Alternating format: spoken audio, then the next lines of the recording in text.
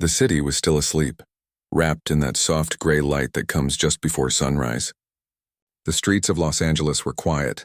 No honking horns, no shouting, not even the usual hum of distant traffic. It was one of those rare mornings when the whole world seemed to hold its breath.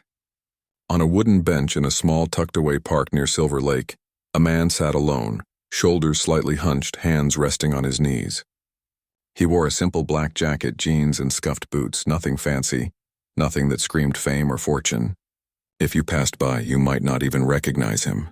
But if you looked closer, you'd see the tired lines around his eyes, the quiet weight he carried. He'd been coming to this bench for years. Not every day, but often enough that the park keeper nodded at him like an old friend. It wasn't about escaping the noise of Hollywood, though that was part of it. It was more about finding a place where he could just be, without roles, without expectations, without the constant pull of cameras and questions. Here he wasn't that guy from the movies. He was just a man trying to make sense of life like everyone else. This morning felt different, though. He hadn't slept much. Not because of work or deadlines, but because of something deeper. A quiet ache that had been growing inside him for a while. He'd lost people he loved. Some to illness, some to time, some to choices that couldn't be undone. He'd smiled through interviews, done his job well, helped where he could, but lately, he'd started wondering, is this enough? Not in terms of success or money. He'd long stopped measuring life that way, but in terms of meaning. In terms of what really matters when the lights go out and the applause fades, he thought about the world outside his window. The anger, the division, the way people scrolled past suffering like it was just another ad to skip. He thought about his own moments of silence when he could have spoken up, his own times of turning away when someone needed to be seen. He wasn't perfect, far from it, but he wanted to be better. Not for fame, not for praise, but because it felt like the right thing to do, and so, in that stillness, with the first pale streaks of orange starting to bleed into the sky, he closed his eyes and did something he hadn't done in a long time. He prayed, not the kind of prayer you recite from memory, but the raw, honest kind that comes from the gut. He didn't ask for guidance or protection or even peace. He asked a question, one that had been burning in his chest like a small, steady flame. God, he whispered, voice barely louder than the rustle of leaves. What habits, what little things we do every day, displease you the most? He didn't expect an answer. He wasn't looking for thunder or lightning or a voice from the clouds. He just needed to ask, to put the question out there into the quiet and see if it echoed back in some way. But then, something shifted. It wasn't dramatic. No choir of angels, no sudden windstorm. Just a deep, calm knowing that settled over him like a warm blanket. It came not through his ears, but through his heart. A clear, gentle truth that felt older than time itself. And in that moment he understood. It wasn't about the big sins people talked about, the loud mistakes, the scandals, the obvious wrongs. Those mattered, sure. But what grieved the divine most wasn't the occasional fall. It was the daily choice to look away. To scroll past a homeless person without seeing their eyes. To hear someone's pain and change the subject because it's uncomfortable. To live as if your comfort is more important than someone else's dignity. To go through life half asleep, numb to the beauty and the brokenness all around you. Indifference. That was the word that landed in his soul like a stone in still water, sending ripples through everything he thought he knew. He opened his eyes slowly. The sky was brighter now, gold spilling over the rooftops. A jogger passed by, headphones on, lost in her own world. A pigeon pecked at a crumb near his shoe. Everything looked the same, but he felt different. Like he'd been handed a mirror, and for the first time he saw not just his actions, but the quiet spaces between them, the moments he'd chosen ease over empathy, silence over connection. He thought about the last time someone had cried in front of him. Had he really listened, or had he just waited for his turn to speak? He remembered walking past a man sleeping on the sidewalk last week, eyes closed, shivering in the cold. He'd kept walking. Not out of cruelty, but out of habit. Out of that automatic, unthinking rhythm of modern life that tells us to mind our own business, stay in our lane, protect our peace at all costs, even if it means stepping over someone else's pain. And now, sitting on that bench, he realized, that's what hurts the heart of God the most. Not the loud sins, but the quiet neglect. Not the occasional stumble, but the steady drift away from each other. He took a deep breath. The air smelled like damp grass and distant coffee. His chest felt tight, but not in a bad way. More like the ache you feel when you finally understand something important. He wasn't being scolded. He was being invited. Invited to wake up, to pay attention, to live with his eyes open and his heart unlocked. He stood up slowly, brushing a few leaves off his jacket. He didn't have all the answers. He didn't know how to fix the world or even himself. But he knew one thing for sure. From this moment on, he wouldn't look away. Not from suffering. Not from joy. Not from the messy, beautiful truth of being human. As he walked out of the park, the city began to stir. Cars started, shop shutters rolled up, people hurried to work. But he moved differently now, slower, softer, more aware. He made eye contact with a woman walking her dog. He nodded at the bus driver. He noticed the way the morning light hit the wet pavement, turning it into a mirror of the sky. He still didn't know what the day would bring. But for the first time in a long while, he felt awake. And that, he realized, was the first step toward everything else. The days that followed felt strange. Not in a bad way, but like walking through a familiar room after someone's rearranged the furniture. Everything looked the same, but nothing felt quite right. He kept going about his usual routine, meetings, calls, quiet evenings at home. But now every small moment carried a new weight. It wasn't guilt exactly. More like a quiet alarm that kept ringing in the back of his mind. Pay attention. Don't drift. He noticed things he used to ignore.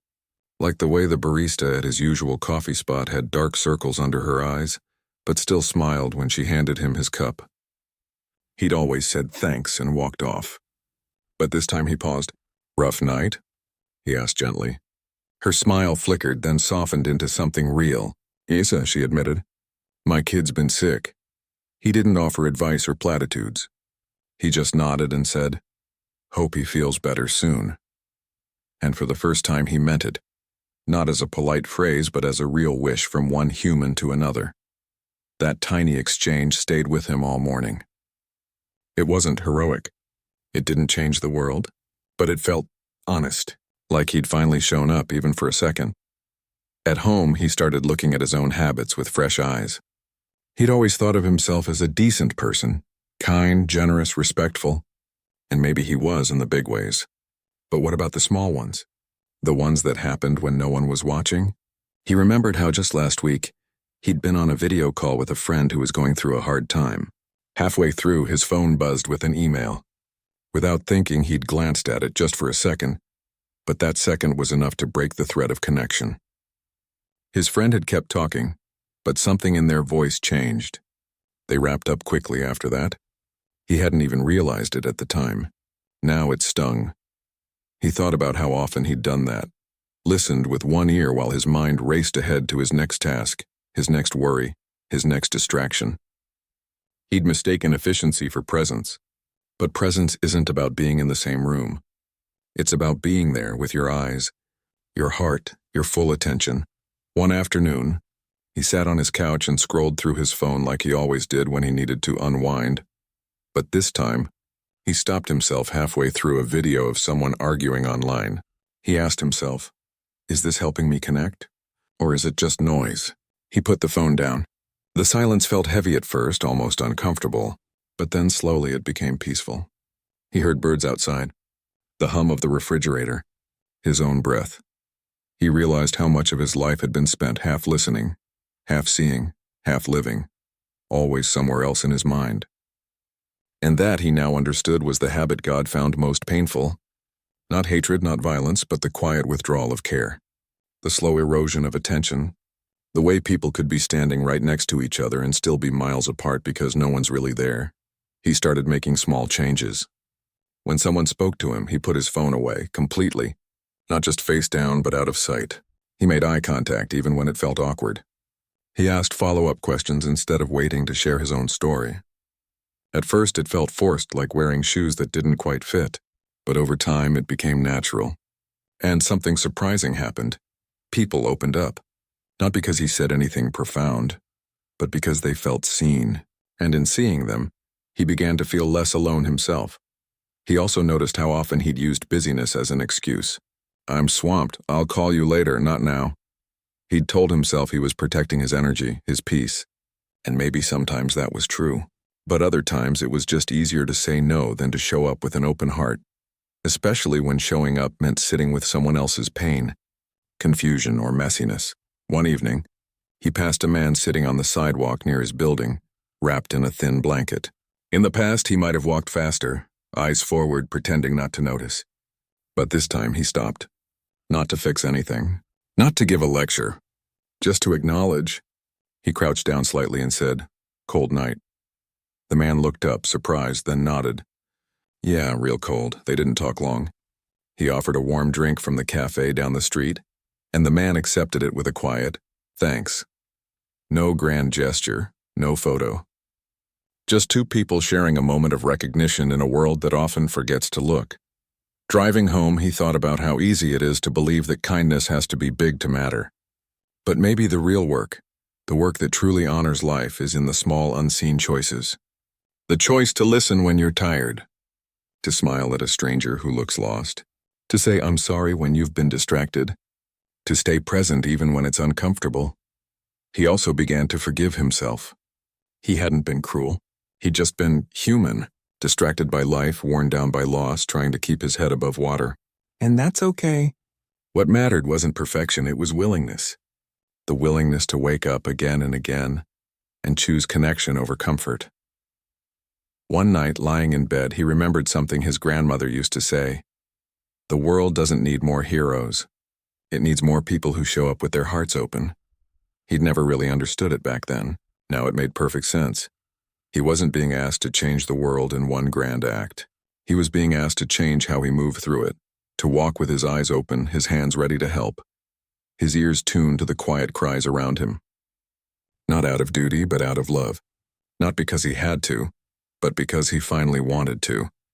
And in that wanting, he found something he hadn't felt in years. A quiet joy. Not the loud, flashy kind, but the deep, steady kind that comes from knowing you're living in alignment with what matters most. The habit that displeased God the most wasn't some dramatic sin. It was the slow, daily choice to close your heart, to treat people like background noise instead of sacred stories. And the antidote wasn't grand repentance. It was simple, relentless attention. He got up the next morning with a new purpose, not to be perfect, but to be present, to look people in the eye, to listen like their words matter, to remember that every single person he met was fighting a battle he knew nothing about.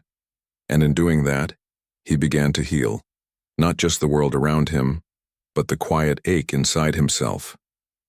Because when you stop looking away, you start to see not just others but yourself, clearly, kindly, and without judgment. That, he realized, was where real change begins. Not in the spotlight, but in the quiet moments when no one's watching, and you choose to care anyway. Life has a funny way of testing you right after you think you've figured something out.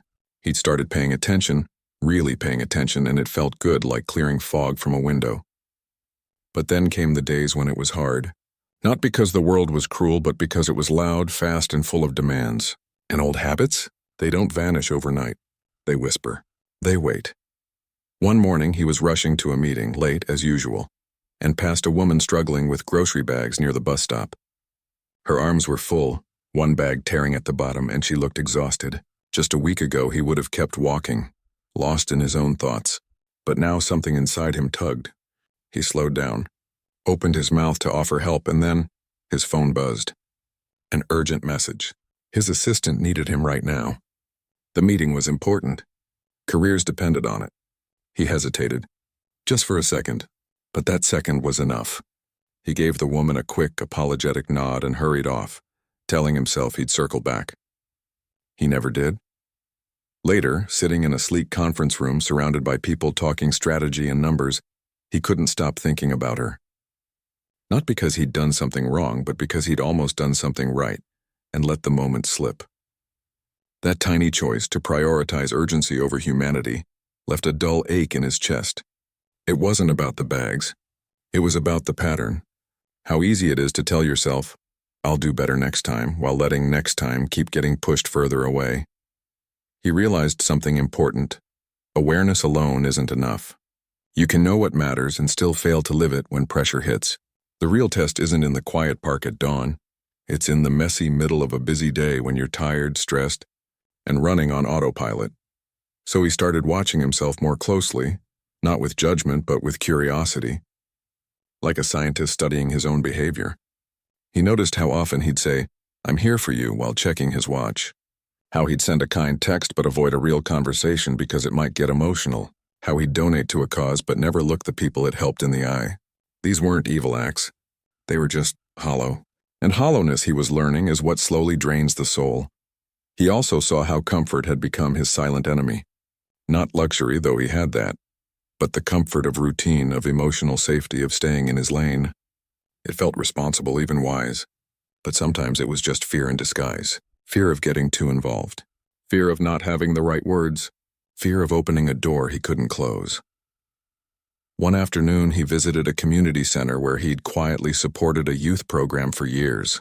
He usually sent checks and stayed out of the way. But this time he walked in, sat at a table with a group of teenagers working on art projects. At first he felt awkward, too old, too out of place. One kid barely looked up from his sketchbook. Another mumbled a hello. He didn't try to be cool or wise. He just asked, "What are you drawing?" The kid with the sketchbook hesitated, then turned the page. It was a portrait of his little sister. "She's sick," he said quietly. "Cancer." He didn't offer advice. Didn't say everything will be okay, he just said, "That's really hard." "I'm sorry you're going through that," the boy nodded. And then, after a long pause, he started talking about his fear, his mom working double shifts, how he stayed up nights worrying. For 20 minutes, no one else spoke. No one checked their phone. No one rushed to fill the silence. They just let the words hang in the air, heavy and real. When he left, his eyes were wet.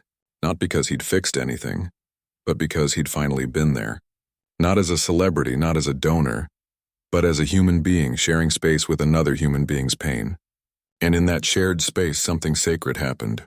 Not magic, just truth. That night, he wrote in a small notebook he kept by his bed. Presence isn't about having answers. It's about being willing to sit in the questions with someone else. He also began to see how often he'd used being kind as a performance. Smiling for photos, saying the right things in interviews, posting the right messages online. All of it well-intentioned, but sometimes distant. Like kindness from a distance isn't really kindness at all, it's just noise. Real kindness happens up close. In the messy, unrecorded moments. When no one's watching. When it costs you something, your time, your comfort, your emotional energy. He started small. He called an old friend he hadn't spoken to in months, not to catch up on news, but just to hear their voice. He listened to a neighbor complain about her noisy upstairs tenant, even though he was tired. He stayed late after a work event to help a crew member carry heavy equipment, even though his driver was waiting. None of it made headlines. None of it mattered in the grand scheme. But each act was a quiet rebellion against indifference. And slowly, something shifted inside him. The emptiness he'd felt that morning on the bench, it wasn't gone, but it was filling. Not with achievements or applause, but with connection, with the quiet certainty that he was living in a way that honored the truth he'd received. He also learned to forgive himself when he slipped up, because he did. Often. There were days he snapped at someone out of stress. Days he scrolled mindlessly instead of calling a grieving friend. Days he chose the easy path over the human one, but instead of beating himself up, he'd pause, take a breath, and gently say to himself, "Okay, try again." Because this wasn't about being perfect.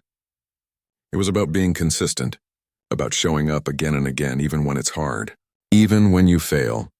One rainy evening, he stood under an awning waiting for his car. A man in a soaked hoodie stood nearby, shivering. Without thinking, he took off his jacket and handed it over. The man stared at him, stunned. "Why?" he asked. He just shrugged. "Because you're cold." No grand speech. No expectation of thanks. Just a simple act of seeing someone and responding. As he walked to his car in just a t-shirt, the rain cool on his skin, he smiled.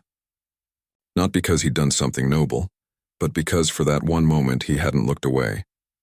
He'd been awake, and that he now knew was everything. The habits that displease the divine aren't the big flashy sins. They're the tiny surrenders, the moments we choose convenience over compassion, distraction over depth, silence over solidarity. But the beautiful thing is, every new moment is a chance to choose differently, to lean in instead of pulling back, to listen instead of waiting to speak, to see instead of scrolling past. He wasn't changing the world, but he was changing his corner of it. One honest look, one real conversation, one quiet act of care at a time. And maybe, just maybe, that's how the whole world gets healed. Not with fanfare, but with faithfulness. Not in leaps, but in small, steady steps. Taken with eyes wide open and heart wide open, too. Change doesn't happen in a single dramatic moment. It happens in the quiet repetition of small choices, day after day, until one day you wake up and realize you're not the same person you used to be. That's how it felt for him now. The shift wasn't loud or flashy. It was steady, like the slow turning of seasons. He wasn't trying to be a saint. He was just trying to be real. He started showing up differently, not just in big ways, but in the tiny, ordinary moments that most people never notice. On movie sets, where he'd once kept to himself between takes, he began walking over to the grips, the electricians, the makeup artists, the people who made everything happen behind the scenes. He didn't just say hello. He asked how their kids were doing. He remembered that one guy's daughter had a soccer game that weekend. Another's mom was recovering from surgery. He brought coffee for the crew on cold mornings, not as a grand gesture, but because he genuinely wanted them to feel seen, and they noticed. Not because he was famous, but because he was there, fully, quietly, consistently. One afternoon, during a break in filming, he sat on a folding chair next to a young production assistant who looked overwhelmed, eyes red from holding back tears. Instead of pretending not to see, he sat down beside her and said, "Rough day?" She hesitated, then nodded. "Just, everything feels like too much right now." He didn't offer solutions, didn't say, "It'll get better." He just stayed, listened, let the silence sit between them like a friend. After a few minutes, she took a deep breath and said, "Thanks for not walking away." That was it. No big speech, no life-changing advice, just presence. And sometimes, that's the most powerful thing you can give. He also changed how he moved through the world outside work. He stopped rushing past people on the street. If someone dropped something, he'd pick it up. If a stranger looked lost, he'd ask if they needed help. Not out of obligation, but because it felt natural now, like breathing. He'd started to see everyone not as background characters in his story, but as the main character in their own. And that changed everything. He began volunteering again, not for publicity, but because he missed the feeling of being useful in a simple, human way. He'd go to a local shelter once a week, not to give speeches or take photos, but to serve meals, wash dishes, sit with people who just needed someone to talk to. At first, he was nervous. What if they recognized him? What if it felt awkward? But most people didn't care who he was. They just cared that he showed up and that he looked them in the eye when he handed them a plate of food. One evening, an older man at the shelter asked him, "Why do you come here?" He thought for a moment. "Because I used to walk past places like this," he said honestly. "And I don't want to do that anymore." The man nodded slowly. "Good," he said. "The world's got enough people looking away." Those words stayed with him. At home, he made space for stillness. He stopped filling every quiet moment with noise. No more endless scrolling, no more background TV. He'd sit by the window with a cup of tea and just watch the world go by. He noticed the way sunlight hit the trees in the afternoon, the sound of rain on the roof, the rhythm of his own breath. In those moments, he felt more connected, not just to himself, but to everything around him. It wasn't spiritual in a religious sense. It was deeper than that. It was human. He also learned to say no differently. Before, he'd say no to protect his time or energy, and that was okay. But now he also said yes more often when it meant showing up for someone else. He'd cancel a low-priority meeting to sit with a friend going through a breakup. He'd stay late to help a neighbor fix a leaky faucet. He realized that time isn't just something you spend, it's something you give. And giving it freely, without expecting anything back, filled him in a way success never could. There were still hard days, of course. Days when he felt drained, impatient, or disconnected. But now, instead of ignoring those feelings, he'd pause and ask himself, where did I look away today? Sometimes it was small, ignoring a text from someone who needed to talk. Other times it was bigger, letting frustration make him short with someone who didn't deserve it. But instead of hiding from those moments, he'd use them as reminders. Gentle course corrections, not punishment, just a nudge back toward what mattered. One of the biggest changes was how he spoke. He stopped using empty phrases like, "Let me know if you need anything," because he knew most people never would. Instead, he'd say, "I'm bringing soup tomorrow. Is 6 p.m. okay?" Or, "I've got an extra ticket to the game. Want to come?" Specific, real, actionable. And people responded, not because he was generous, but because he made it easy to accept kindness. He also started writing little notes, not grand declarations, just simple messages. "Saw this and thought of you. Hope your day gets better. You mattered to someone today." He'd leave them on windshields, tuck them into coffee cups, mail them to old friends. Most recipients never knew who sent them. And that was the point. Kindness doesn't need a receipt. Slowly, something beautiful began to happen. People started mirroring his energy. The barista remembered his usual order and asked how he was doing. A stranger held the door longer. A colleague listened more deeply in meetings. It wasn't because of him. It was because connection is contagious. When you choose to show up with your heart open, you give others permission to do the same. He didn't talk about any of this publicly. He knew that turning kindness into content would ruin its purity. This wasn't about building a brand or inspiring followers. It was about living a life that felt true. And the more he did that, the lighter he felt. The grief he carried didn't disappear, but it shared space now with something else. Quiet joy. The kind that comes from knowing you're living in alignment with your deepest values. One night, lying in bed, he thought about that morning on the bench. The question he'd asked, the answer he'd received. He smiled.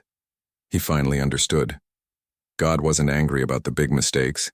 He was sad about the small neglects, but the good news? Every new moment is a chance to choose differently, to look someone in the eye, to listen like their story matters, to say, "I see you," with your whole being. And that's exactly what he kept doing. Not perfectly, but persistently. Because in the end, that's all any of us can do. Show up, again and again, with our hearts wide open.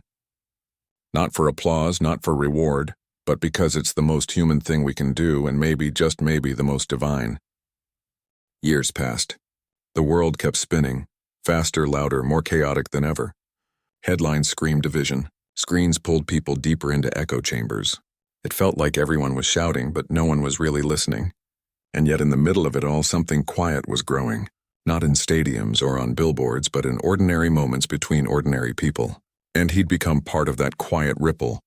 Not because he set out to, but because he'd simply chosen again and again to show up like a human being. People still recognized him on the street, of course. But what surprised him most wasn't the requests for photos or autographs. It was the quiet confessions. A woman once stopped him outside a bookstore, eyes glistening, and said, "Last year I was ready to give up.